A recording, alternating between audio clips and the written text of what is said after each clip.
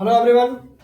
तो ये जो पार्ट 2 है फाइनल एग्जाम 2024 का, इसमें आप सभी को का स्वागत है, वेलकम है। ठीक है। कल तक हम लोगों ने 12 क्वेश्चन को किए थे और आज देखिए 16 क्वेश्चन है 13 से 18 तक।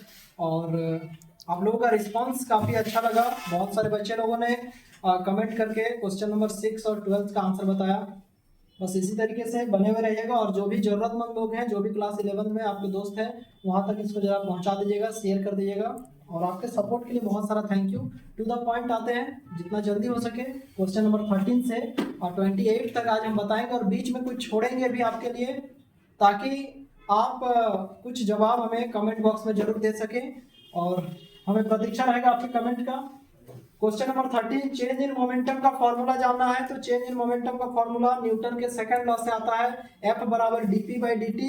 तो dp बराबर F इंटू dt। dp का मतलब चेंज इन मोमेंटम। प्यारे बच्चों, इसका आंसर हो जाएगा बी नंबर। एकदम कॉपी यदि है तो लिख के रख लीजिए कि इसका आंसर कहां से आया। तो न्यूटन के सेकंड लॉ से चेंज इन मोमेंटम F बराबर dp बाई dt।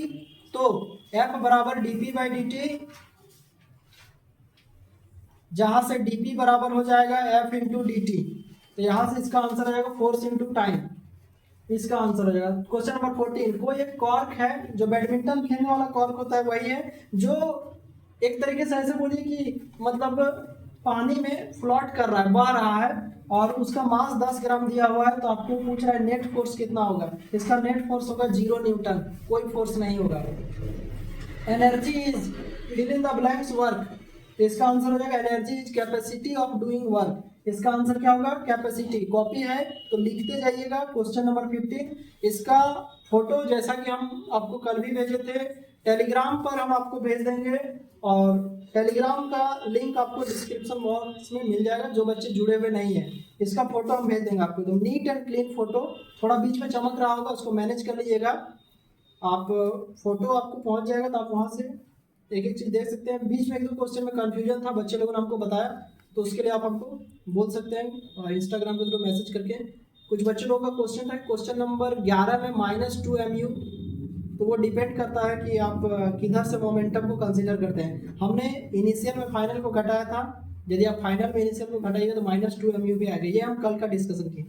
चलिए आगे बढ़ते हैं। क्वेश्चन नंबर 15, इसका आंसर होगा capacity. Question number 16, area under force displacement curve. कभी भी एरिया निकालना होता है ग्राफ ग्राफ से, तो याद रखिएगा उसको बस मल्टीप्लाई करना होता है। आप खुद सोचिए कि यदि फोर्स को डिस्प्लेसमेंट से मल्टीप्लाई करेंगे तो इसका आंसर क्या आ जाएगा? Work done. क्वेश्चन नंबर 16 का आंसर होगा वर्क डन। ये 2024 का फाइनल एग्जाम का क्वेश्चन नंबर 16 है, जिसमें पूछा था कि यदि एरिया निकालना होगा फोर्स डिस्प्लेसमेंट कर्व से, तो उसका आंसर हो जाएगा work done. 17 number, in elastic collision which is conserve. इसका आंसर होगा इन इलास्टिक कॉलिजन है ना, तो मोमेंटम कंजर्व रहेगा।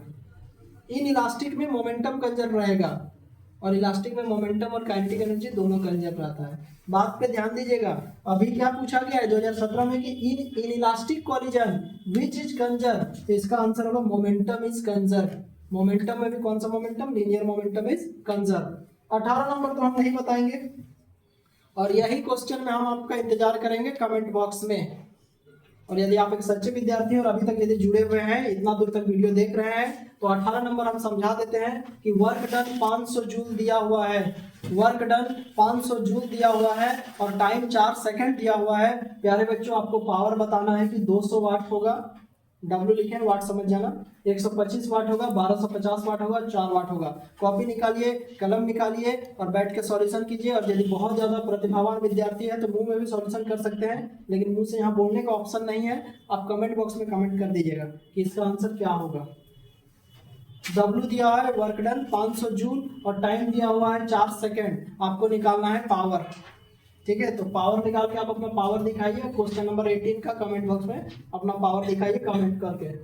आई ओमेगा क्या बताता है? तो इसका आंसर होगा एंगुलर मोमेंटम। एल बराबर आई ओमेगा रोटेशनल मोशन का है। आगे आने वाले टाइम में हम हर चैप्टर का सेपरेट वीडियो बनाएंगे और उसमें हम आपको एक एक चैप्टर का इंपॉर्टेंट क्वेश्चन जो आया वो सब हम बता देंगे। ठीक है, तो इसका आंसर 19 नंबर का मान लेना डी। 19 नंबर का डी होगा। 20 नंबर में unit of radius of gyration. कोई गायरेशन भी पढ़ता है तो आप बस इसको छोड़ो, याद रखो रेडियस।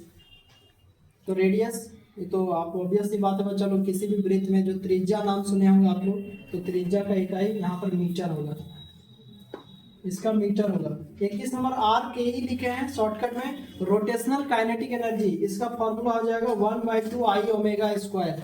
याद रखने के लिए छोटा सा ट्रिक बता देते हैं, काइनेटिक एनर्जी का हाफ एम वी स्क्वायर याद रखते हो, उसी तरह रोटेशनल काइनेटिक एनर्जी का याद रखना हाफ आई ओमेगा स्क्वायर। आई मतलब सर, आई का मतलब मोमेंट ऑफ इनर्शिया, जिसका फॉर्मूला होता है मास इनटू परपेंडिकुलर डिस्टेंस का स्क्वायर, और ओमेगा जो है ना वो एंगुलर वेलोसिटी है, ओमेगा एंगुलर वेलोसिटी है। Question number 21, rotational kinetic energy कौन है, तो 1/2 आई ओमेगा स्क्वायर है।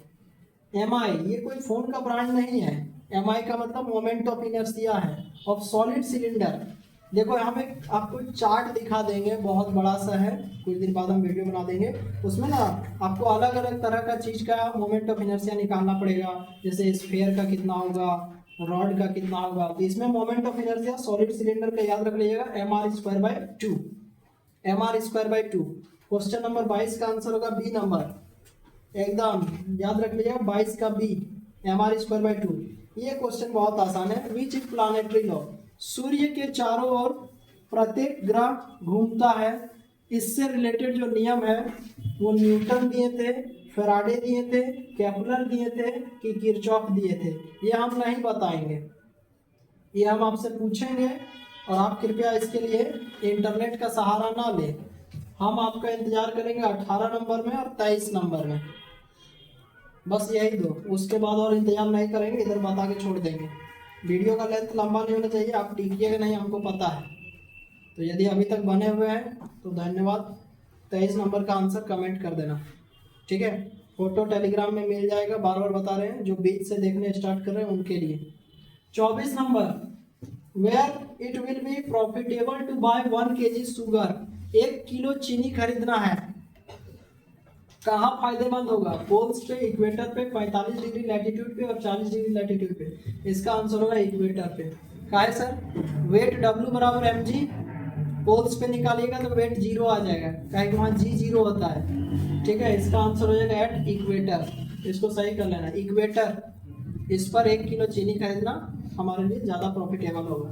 ग्रेविटेशनल फोर्स कैसा फोर्स है, कॉन्टैक्ट है, लॉन्ग रेंज फोर्स है, इलेक्ट्रिक फोर्स है, नॉन ऑफ दिस। यहाँ पे ऑप्शन में इलेक्ट्रोमैग्नेटिक था, लेकिन हमने यहाँ पे इलेक्ट्रिक लिखा है, जगह नहीं था इसीलिए, और ऐसे ही आंसर भी नहीं। इसका आंसर होगा long range force. Question number 25 का बी होगा, देखो 24 का भी बी है, 25 का भी बी है, ठीक है। 26 नंबर क्वेश्चन में था restoring force per unit area, हम ऐसे ही पूछते हैं, फोर्स पर यूनिट एरिया को स्ट्रेंथ कहेंगे, इलास्टिसिटी कहेंगे, स्ट्रेस कहेंगे और प्लास्टिसिटी कहेंगे। इसका आंसर होगा स्ट्रेस, स्ट्रेस, प्रेशर मतलब होता है ना स्ट्रेस, ठीक है। तो इसका आंसर 26 का सी होगा। हुक्स लॉ क्या होता है, stress is directly proportional to strain, stress is inversely proportional to strain, stress बराबर स्ट्रेन और stress is perpendicular to strain. प्यारे बच्चों, इसका आंसर क्वेश्चन नंबर 27 का आंसर आपको ए होगा, stress is directly proportional to strain. और आज के वीडियो का अंतिम सवाल आपके लिए, फिर नेक्स्ट वीडियो में कंप्लीट हो जाएगा। पढ़ाई करते रहिए, और चैनल पर नए हैं तो मन होगा तो सब्सक्राइब कर दीजिएगा, और जो जरूरतमंद है उसको जरा भेज दीजिएगा, ठीक है, ताकि आपके साथ दूसरों का भी भला हो जाए।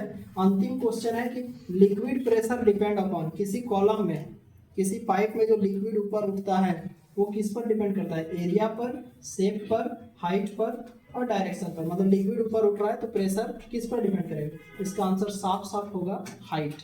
हम फॉर्मूला लिख देते हैं, थोड़ा नीचे होगा तो मैनेज कर लीजिएगा, रो एच जी, ये प्रेशर का फॉर्मूला है। Acceleration due to gravity option में नहीं है, डेंसिटी नहीं है, P is directly proportional to H, height बढ़ेगा तो प्रेशर बढ़ेगा, हाइट घटेगा तो प्रेशर घटेगा। तो क्वेश्चन नंबर 28 का आंसर हो गया हाइट, और हमको आपका इंतजार रहेगा 18 और 23 में। अपना ध्यान रखिए और पढ़ाई करते रहिए। Have a nice time, thank you, bye.